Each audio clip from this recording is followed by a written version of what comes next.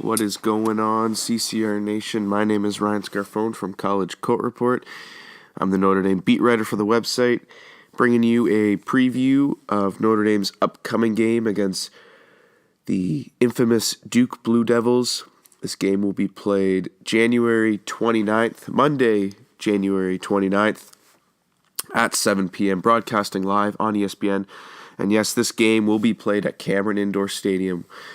Big electric crowd will come to watch Duke defend their home arena against the struggling Notre Dame Fighting Irish, who lost their fifth straight game just recently, losing to Virginia Tech on Saturday, 80-75. Irish are on a bit of a dry spell. But before I get into that, just want to say I'm battling a little bit of a cold. I have a sore throat, so that's why my voice is kind of a little raspy. But, we're here. We'll get through it.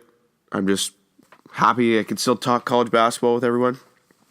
But like I said, Notre Dame's struggling a bit. They lost to Georgia Tech, North Carolina, Louisville, Clemson, Virginia Tech. Now they go up against the powerhouse in the ACC, who are ranked, or not ranked, but they are, as of right now, they're ranked fourth, the Duke Blue Devils.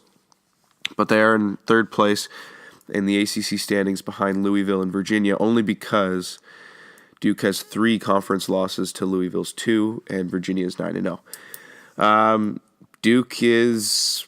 There's not really much I can say about Duke, just because everyone kind of knows. When I say the name Duke, you're like, oh, great team, bunch of one-and-dones, bunch of future NBA players. Can't deny that Coach K has done a really good job sending players to the NBA, but whether they were going to get to the NBA with him coaching there or not, or whether if they went to Duke or not, that's another story. But Duke's still a tough team, and Notre Dame will have its hands full. Duke, on the other hand, they've had an outstanding season, 18-3 on the season, wins against number 2 Michigan State in the Champions Classic at the beginning of the year. It was number 1 versus number 2. They beat number 7 Florida in the PK 80. They beat Indiana, who beat Notre Dame. However, they lost to Boston College, 89-84. Then they beat Florida State, lost to NC State, who Notre Dame beat. And then they've won against Pittsburgh, Wake Forest, Miami, Pittsburgh, and Wake Forest again. But their most recent loss is coming from Virginia, number 2 Virginia, which took place on Saturday. They lost by 2 points. Virginia is I didn't expect Virginia to be doing that well, just because, they were predicted at the beginning of the season to kind of finish middle of the pack in the ACC, so they're a bit of a surprise. But needless to say, let's go into their team stats.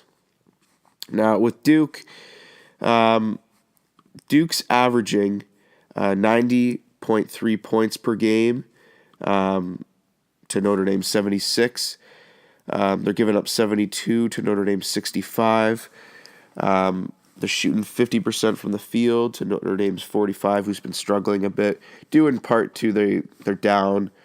Guys like Bonzi Colson, Mount Farrell, who are good shooters as it is, so they would help. With them gone, they lose key players that would help their shooting percentage be a lot better. Rebounds per game, Duke's winning that category 43-37. I'm assuming they're going to win that category on Monday night, just because, the phenom that is Marvin Bagley III. I'll get into him later. Assists per game, Duke's dishing out 19 to Notre Dame's 14. And blocks per game, Duke's at 5.4 to Notre Dame's 4.1. Duke is opening at a 14.5 point favorite to the Irish. ESPN has them having an 87.8% chance of winning. I'll get into my prediction in just a little bit. Over on the players' side of things, 5 players averaging double-digit scoring points, led by Marvin Bagley III, who has been playing incredible. He reclassified this year to play on Duke, started instantly. He's been making an instant impact. He's likely going to be the number one pick in the 2018 NBA draft. And he's just your whole package. He's a great rebounder, great size. He could shoot the ball. I would not want to take a charge against him in transition if he was on the fly going to the basket. He's averaging 22 points per game, 11.6 rebounds per game. Grayson Allen, 14.7 points per game, 3.6 rebounds per game, 4.3 assists per game. You don't hear a lot about Grayson Allen. He's kind of just sliding under the radar, not getting involved in a lot of tripping, not scandals, but incidents or whatnot. You got Gary Trent Jr., 14.4 points per game, 4.1 rebounds per game, 1.8 assists per game.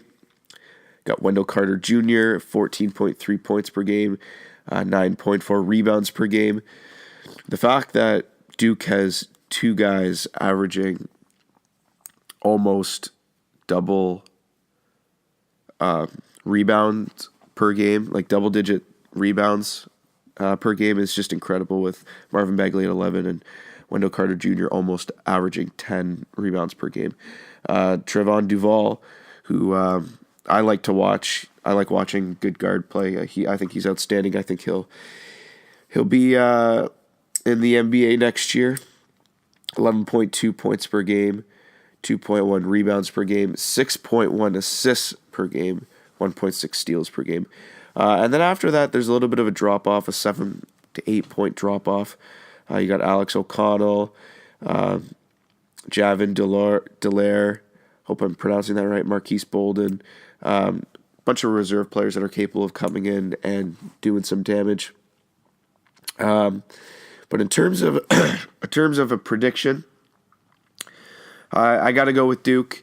Notre Dame, they've been struggling a lot lately, due in part to, Bonzi Colson going down, Matt Farrell going down. Like, once again, he's been shut down. They don't know when he's going to come back.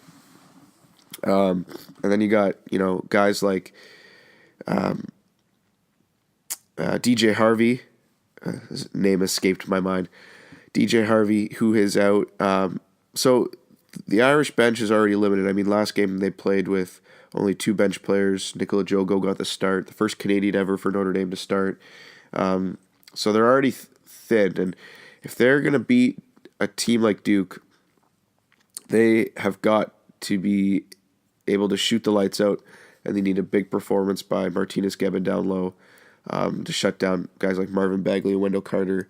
You need guys like Mooney to have a good game. You need everyone to have a good game, but you need especially for this game, everything needs to click if you're going to beat Duke at Cameron Indoor Stadium. But stranger things have happened. But I'm going to go with Duke for the win. They're going to redeem themselves after a 2-point loss to Virginia, and Notre Dame is going to suffer their 6th straight loss. The score, I'm going to say, is going to be 85-71. Duke's going to win in fashion. I don't know what it's like playing in Cameron Indoor Stadium, but I'm sure it's electrifying when you've got that crowd behind you. Now they had that crowd for Virginia, and they still lost, but different team. So that will do it for me, everyone. Thank you so much for listening to this preview of Notre Dame basketball. Don't forget to like this video, subscribe to it, tell all your friends. We love to have everyone here talking college basketball. Follow us on Twitter at ND Court Report is my Notre Dame account where you can post where I post all my Notre Dame related articles and content. My personal account at Ryan Scarfone 17, as well as our College Court Report account at CC_report. You can like us on Facebook, College Court Report, and go visit us at collegecourtreport.com where you can get all articles and content related to other teams around the country. But other than that, I apologize for how crappy I sound. I'm going to get a tea in me, and I got to go to class soon, so we'll be just fine. We'll survive this. But other than that, that will do it for me, everyone. Thank you so much for listening, and until next time, cheers.